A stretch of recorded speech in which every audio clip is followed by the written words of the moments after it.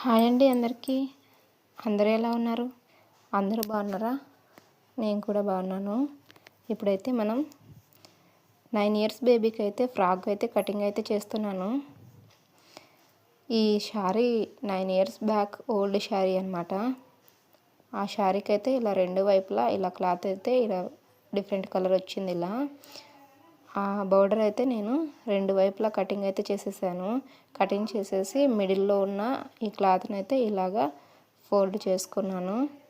ఇలా ఫోల్డ్ చేసుకొని కటింగ్ చేసుకున్నాను. ఇదైతే మామూలుగా నడుము దగ్గర కుచ్చులు పెట్టి కుట్టాను. ఈ ఫ్రాగు మామూలుగా ఫ్రిల్స్ పెట్టి మామూలుగా కుట్టాను నార్మల్గా. ఈ బ్లౌజ్కి అయితే ఇలాగా కింద ఫ్రిల్స్ పెట్టడానికి అన్నట్టు ఈ గోల్డ్ కలర్ క్లాత్ని అయితే ఇలాగా వేసి పెట్టాను. కింద రిమూవ్ చేశాను కదా, అదే క్లాత్. ఇంకా పై పార్ట్కి అయితే బాడీ పార్ట్కి ఇలా అయితే కట్ చేసుకున్నాను.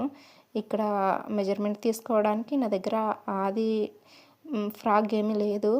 పాపని మామూలుగా టేప్తో కొలత వేసుకొని పాప అయితే 40 ఇంచులు అయితే ఉంది. ఆ 40 ఇంచుల్లో నుంచి అయితే 9 ఇంచు బోర్డర్ పెట్టాను కింద ఫ్రిల్స్ పెట్టి. పైన 9 ఇంచులు పై పార్ట్ పెట్టాను బాడీ పార్ట్. మిగతాదాన్ని మిడిల్లో క్లాత్ తీసుకొని నేను సెట్ చేసుకున్నాను.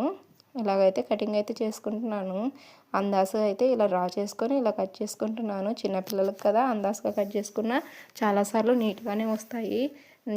10 ఇయర్స్ ఎక్స్పీరియన్స్తో నేను టైలరింగ్ చేస్తున్నాను కాబట్టి చిన్నపిల్లలకి ఒక్కొక్కసారి ఆల్తికి ఇవ్వకపోయినా కూడా నేనైతే ఫ్రాక్స్ డ్రెస్సెస్ అయితే కుట్టగలుగుతాను. ఈ ఫ్రాక్ అయితే నేను బుగ్గ చేతులు అయితే పెట్టాను, బుట్ట హ్యాండ్స్. ఆ హ్యాండ్స్కి అయితే మామూలుగా నార్మల్గా తీసుకునే విధంగా కాకోకుండా ఒక 2.5 ఇంచెస్ ఎక్స్ట్రా తీసుకొని పైన క్రాస్గా అయితే తీయాలి. అలా క్రాస్గా తీయడం వల్ల బుగ్గ అయితే బాగా లేస్తుంది. ఇంతవరకు ఈ వీడియో చూసినందుకు చాలా చాలా థ్యాంక్స్ అండి.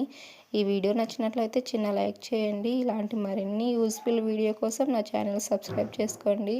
థ్యాంక్ యూ అండి అందరికీ.